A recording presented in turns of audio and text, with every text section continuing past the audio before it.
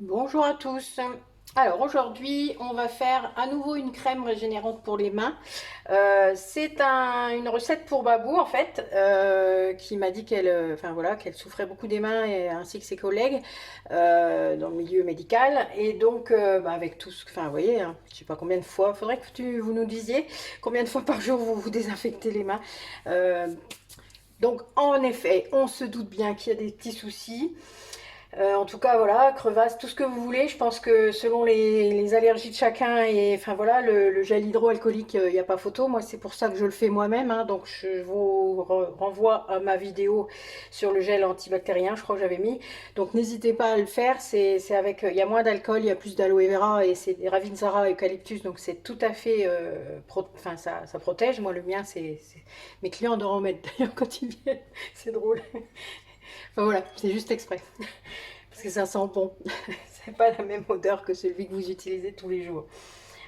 Donc voilà, donc je vais vous faire une crème que j'ai étudiée vraiment pour vous, pour en tout cas ce problème-là en particulier. Ça ressemble un petit peu à celle que j'avais faite pour mon ami Kékiné, mais pas complètement. Alors, donc, nous allons avoir une phase aqueuse et une phase huileuse. Donc la phase aqueuse, de l'aloe vera, où est-ce qu'il est passé? Soit je vois pas clair.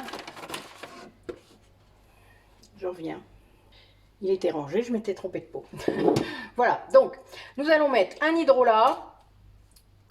Alors, on peut mettre de l'hydrolat de camomille. C'est le mieux pour cette huile-là, enfin pour cette crème-là, hein.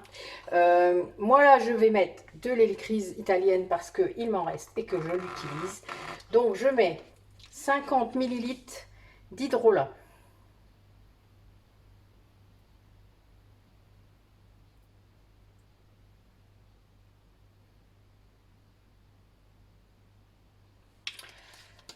Je mets également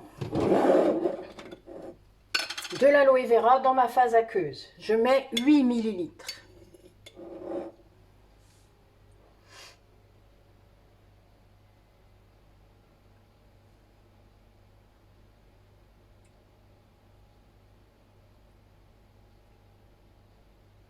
Voilà.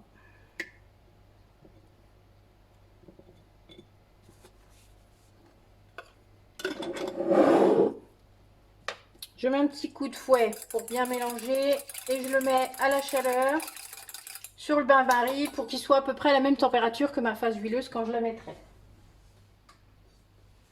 Ensuite, ma phase huileuse. Alors là, contrairement aux autres fois, je vais utiliser un beurre de karité parce qu'en effet, mais pour le mal que vous avez sur vos mains, il n'y a pas photo. Alors là, c'est un gros bout, on va voir un petit peu si j'arrive à creuser dedans. Je vais mettre 5 millilitres. Ça fait pas beaucoup, mais on va faire des petits bouts. Donc moi j'achète brut, hein, c'est parce que je fais du savon avec. Vous voyez déjà il y en a trop. Et que c'est plus pratique et que ça donne plus la texture que je veux. 5 millilitres, voilà, le voilà. Ensuite, en autre huile, parce que je ne vais pas mettre que ça, évidemment, je vais mettre également. Donc le beurre de karité, ça nourrit la peau. Ok. Ensuite, je vais mettre de l'huile d'avocat. Vous savez, j'en mets souvent. C'est ultra nourrissant et ça régénère votre peau. Donc là, j'en mets 18 millilitres.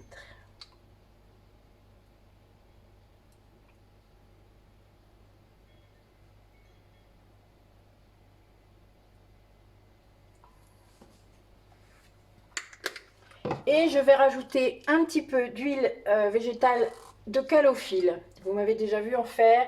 Ça favorise la circulation sanguine et lymphatique et du coup la cicatrisation quelque part, n'est-ce pas? 10 millilitres. Du coup, elle va être un peu verte, hein, parce qu'entre le vert de la calophylle et le vert de l'huile d'avocat, votre crème, elle sera verte. Sachez-le. Ensuite, nous allons mettre de la cire émulsifiante. Je vous rappelle, ce n'est pas comme la cire de soja ou la cire d'abeille, c'est bien une cire qui fait tenir l'émulsion et qui fait tenir ensemble la phase aqueuse et la phase huileuse. Ce n'est pas la même chose. Bon, après, si vous vous trompez, vous saurez vite. Hein. On en met 8 millilitres. Alors là, c'est pas simple, 8 millilitres. On va y aller tranquille.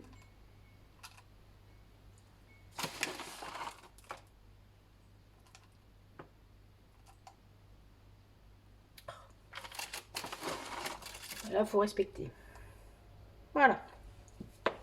On est bon. Et je fais fondre également.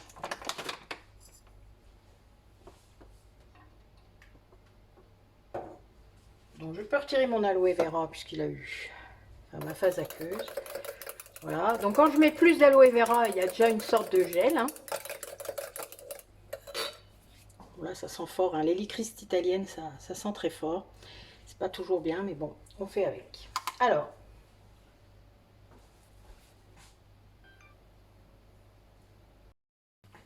Donc, mon mélange est fondu. Donc, on va pouvoir faire notre émulsion tranquillement, comme d'habitude. Hein, je vous le rappelle. Comme une mayonnaise.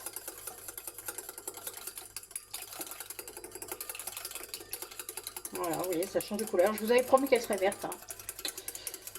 Elle sera vraiment verte. Donc là, elle épaissit déjà. Pas beaucoup parce qu'elle est fort liquide, mais elle épaissit déjà. Donc on va pouvoir la mettre un peu au congélateur, comme je fais toujours, hein, pour la refroidir. Voilà.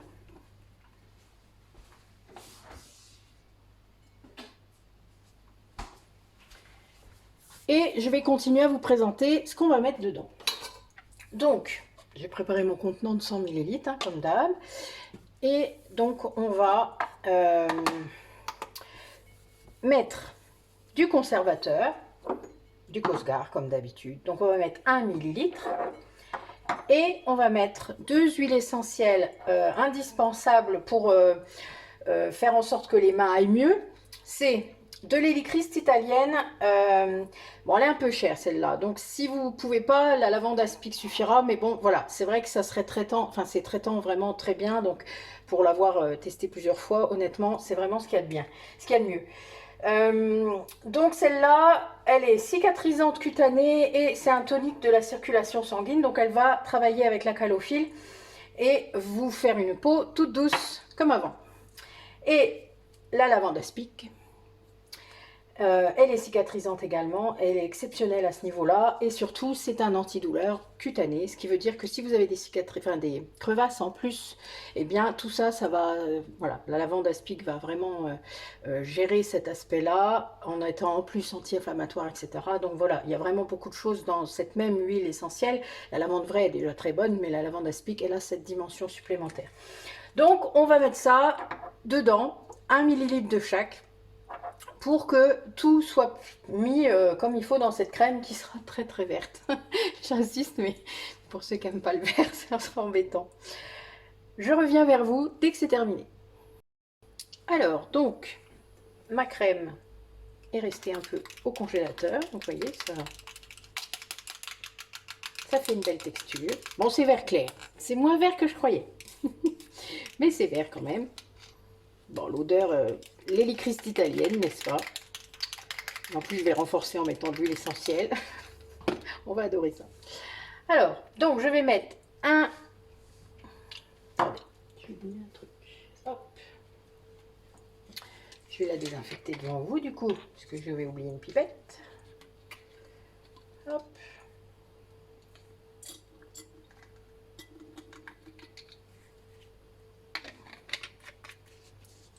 Alors, conservateur, 1 millilitre, on a dit.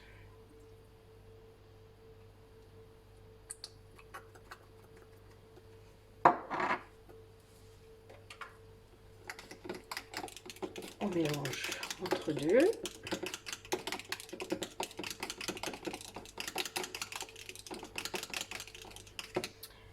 Ensuite, hélichrysite italienne, 1 millilitre.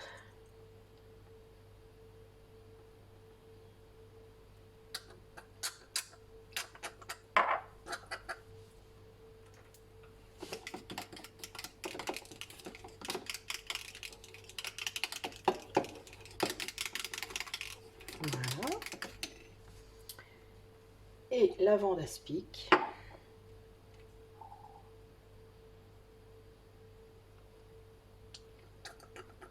millilitres également.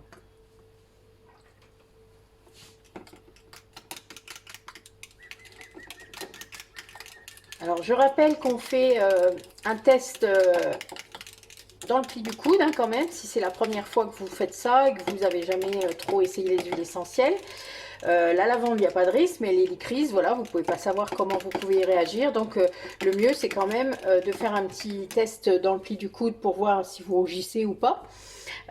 Si vous rougissez, vous l'utilisez pas, ça c'est clair. Après, du coup, si vous n'avez pas de soucis, c'est une crème que vous pourrez également utiliser sur votre visage, puisque en ce moment, surtout avec la fin de l'hiver, etc. Bon, chez nous, il gèle encore un peu, mais ça nous fait de superbes journées, du coup. Bon, puis pour longtemps, mais ça reviendra. Il faut un peu d'eau aussi, hein, sinon ça pousse pas. Donc, nous avons, voilà, encore un petit peu de froid. Et ben, pour certaines personnes, c'est vrai que ça peut être compliqué au niveau de la peau, que ce soit les mains ou le visage. Donc, comme ça, vous aurez un petit complément, surtout si ça tiraille. Là, avec la calophylle, hein, pour le visage, c'est encore mieux. Donc, voilà. Alors, je vais tester, voir si... Elle est encore un peu tiède, en fait. Je vais la remettre un petit peu encore au congélateur, histoire qu'elle se raffermisse un peu pour mettre dans le pot. Voilà, ça y est, notre crème est bien froide maintenant. Vous voyez, ça a bien repris. Quand on rajoute un peu de liquide, hein, ça fait ça. Donc moi, j'aime beaucoup la texture. De toute manière, j'adore cette recette de crème. Je pense que je vous en remettrai sans doute d'autres selon les demandes qu'on me fait. Parce que c'est vrai que c'est une base, hein, mais je brode autour selon les demandes. Que ce soit pour le visage, pour les mains, pour le corps. Enfin voilà, moi je trouve que c'est vraiment une texture qui est merveilleuse. Des fois je mets plus d'aloe vera, des fois, enfin voilà. Et puis les huiles traitantes sont différentes. Enfin on brode autour, quoi. C'est vraiment une recette très... On peut vraiment aisément répondre aux besoins des personnes. Et ça, comme vous commencez à le comprendre, je pense, pour certains, j'adore. Liberté, créativité, même dans un produit, c'est important. Tout en répondant à la problématique du moment. Et peut-être aux intolérances aussi de certaines personnes par rapport à des huiles essentielles, et répondre aussi au goût, hein, puisque, bon là c'est une crème traitante, donc l'odeur n'est pas forcément la priorité. On aurait pu rajouter une fragrance, hein, mais bon, je préfère pas.